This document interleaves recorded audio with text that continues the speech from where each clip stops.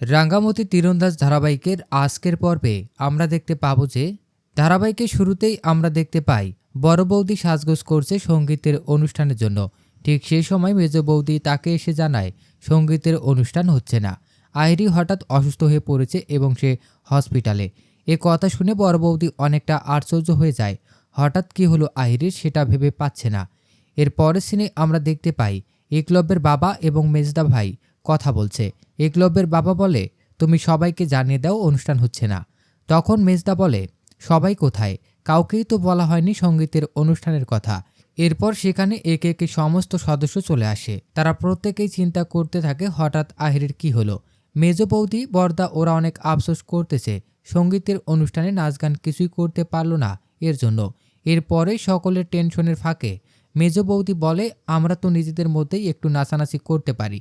তখন মেজদাদা তাকে ধমক দিয়ে বলে, তোমার বয়স কত? এছাড়াও বিভিন্ন রাগের কথা বলে উপরে যেতে বলে। অন্যদিকে বড় বৌদি সবার কথা অমান্য করে আহিরিকে দেখার জন্য হসপিটালে চলে যায়। বাকি সবাই ড্রয়িং রুম থেকে চলে যায় নিজ নিজ কাজে। ঠিক সেই সময় রাঙ্গা এবং তার শাশুড়ি সেখানে কথা বলতে থাকে। রাঙ্গা তার শাশুড়িকে বলে, তুই চিন্তা করিস না মা, বিয়ের দিনে আহিরির পর্দা ফাঁস করে দেব। এরপর আমাদের হসপিটালে কিছু সিন দেখানো হয়। সেখানে আহিরিকে ঘিরে সবাই দাঁড়িয়ে আছে এবং আহিরি চোখ খুলে তাকিয়েছে সবার দিকে। ডক্টর জানায় তিনি এখন ঠিক আছে, তাকে আজ রেস্ট নিতে হবে। কিন্তু আহিরি বলে, না ডক্টর, আমাকে যেতে হবে। আজ আমার সঙ্গীতের অনুষ্ঠান ছিল এবং কালকে বিয়ে। তখন পাঞ্চালি বলে, সঙ্গীতের অনুষ্ঠান ক্যান্সেল করা হয়েছে। এরপর ডক্টর বলে, কাল ভোরেই আপনাকে ছেড়ে দেব, সমস্যা নেই। একলব্য, আপনি আমার সাথে আসুন, কিছু ফর্মালিটিস রয়েছে। এরপর একলব্য এবং পাঞ্চালের হাজব্যান্ড সেখান থেকে চলে যায়। তখন বড় বৌদি আহিরির সাথে একা কথা বলার জন্য পাঞ্চালীকেও একটু অজুহাত দিয়ে সেখান থেকে সরিয়ে দেয়। এরপর বড় বৌদি আহিরিকে বলে, তুমি এসব অভিনয় করছো না তো কোনো কারণে? তখন আহিরি জানায়, আমি অভিনয় কেন করব? আমার হঠাৎ শরীরটা খারাপ হয়ে যায় এবং আমি অজ্ঞান হয়ে যাই। এরপর সিন ঘুরিয়ে আমাদের দেখানো হয় আহিরির বাবা মা আহিরিকে বাসায় নিয়ে এসেছে এবং তারা আহিরিকে রেস্ট নেওয়ার জন্য শুয়ে দেয়। আহিরির মা বলে, আজ বিয়ের অনুষ্ঠান রয়েছে, দধিমঙ্গল থেকে গায়ে হলুদ, তারপর সন্ধেবেলা বিয়ে। মেয়েটা অসুস্থ, কি করে কি করব বুঝতেই পারছি না। এরপর একলব্য আহিরির পাশে এসে বলে, এই বিয়েটা না হয় পিছিয়ে দেই।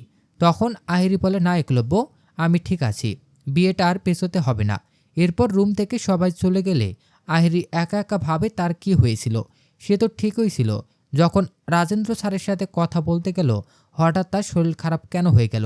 এরপর সে রাজেন্দ্রর সাথে হওয়া কথাগুলো চিন্তা করতে থাকে। সে বলে, বিয়ের পর সে একলব্যকে সবকিছু জানিয়ে দেবে, নয়তো পরবর্তীতে সবাই আমার অতীত জেনে যাবে।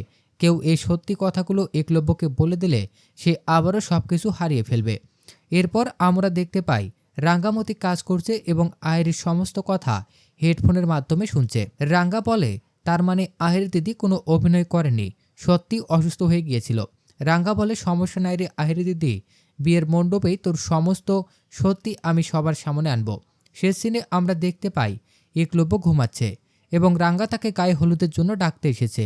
একলব্য ঘুমাচ্ছে জন্য রাঙ্গা আর তাকে ডাকে না, সে এক দৃষ্টিতেই তার দিকে তাকিয়ে থাকে এবং রাঙ্গা বলতে থাকে, আহিরি দিদি তোকে কখনোই ভালোবাসেনি, তোকে পাওয়ার জন্যই এত কিছু করছে। ঠিক সেই সময় একলব্যর ঘুম ভেঙে যায় এবং সে রাঙ্গাকে দেখে উঠে পড়ে এবং রাঙ্গাকে বলে, তুমি এখানে কি করছো এবং কি দেখছো? তখন রাঙ্গা জানায়, গায়ে হলুদের জোগাড় হয়ে গেছে, তোকে সবাই ডাকছে, তাই তোকে ডাকতেই এসেছিলাম, কিন্তু এসে দেখি তুই ঘুমাচ্ছিস, তাই আর তোকে ডাকিনি। একলব্য বলে, ঠিক আছে, তুমি যাও, আমি আছি। আর শোনো, বিয়ের সব কিছু জোগাড় হয়ে গেছে, আমি চাই না তুমি এই বিয়েতে থাকো, আমি আর তোমার মুখ দেখতে চাই না। তখন উত্তরে রাঙ্গা বলে, আর বাকিদের মতো না হয় আমাকে বাড়ির কাজের মেয়ে মনে করিস? তো দর্শক, এই ছিল রাঙ্গামতি তীরন্দাজ ধারাবাহিকের আজকের আপডেট। পরবর্তী আপডেট সবার আগে পেতে আমাদের চ্যানেলটি এখনই সাবস্ক্রাইব করুন।